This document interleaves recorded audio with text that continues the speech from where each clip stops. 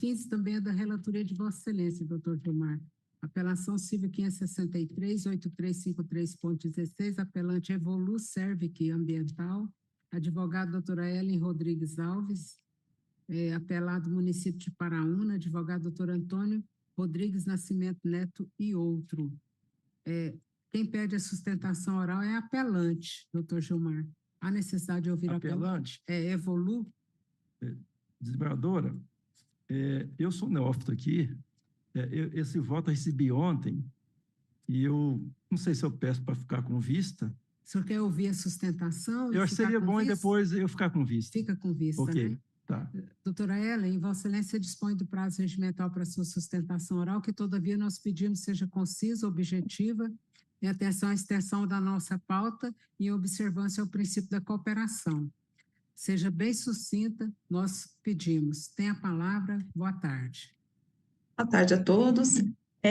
Excelência, até para esclarecer, né, eu havia já despachado com a doutora Nelma, mas agora agradeço a oportunidade de poder sustentar e esclarecer para todos essa situação. Lembrando que o relatório já foi publicado, nós temos conhecimento do processo, do litígio, então a senhora pode ir direto ao ponto central. Em 2006, a empresa Evolu foi vencedora de um certame e foi contratada pelo município de Paraúna para prestar serviços de limpeza pública. Esse contrato sofreu alguns termos aditivos e já no finalzinho, nos meses de novembro, dezembro de 2008, janeiro e fevereiro de 2009, o município não efetuou o devido pagamento dos serviços que haviam sido prestados. E aí, na época, foi ajuizada uma ação de execução, mas devido ao fato das notas fiscais não estarem assinadas, o município opôs embargos à execução e o juiz entendeu que, de fato, faltava força executiva naquelas notas fiscais e que, portanto, não seriam suficientes a ensejar a ação de execução.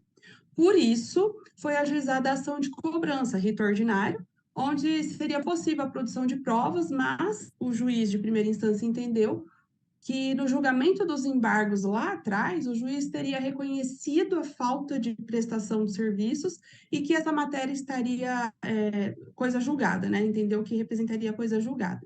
E aí eu vou pedir licença aqui só para ler um trecho da sentença que a gente está discutindo aqui agora, em que o juiz diz assim: em detida análise da execução supramencionada, denota-se que a requerente promove a cobrança do mesmo débito, cuja nulidade do título foi reconhecida nos embargos à execução número tal, ante a falta de comprovação da efetiva prestação dos serviços. Mas, data máxima vênia, né, houve um equívoco, porque, de fato, como eu esclareci a Vossas Excelências, houve o reconhecimento da nulidade do título, mas não foi pela falta da comprovação da efetiva prestação dos serviços, e sim pela falta de documento hábil a ensejar a execução, a ação de execução. Inclusive, nós juntamos cópias desses embargos, né, que foram pelo município, onde é possível constatar que, hora nenhuma, o município, lá nos embargos, usou como argumento que os serviços não tinham sido prestados. Eles apenas alegavam que era nula a execução ante a falta de certeza, liquidez e exigibilidade do título.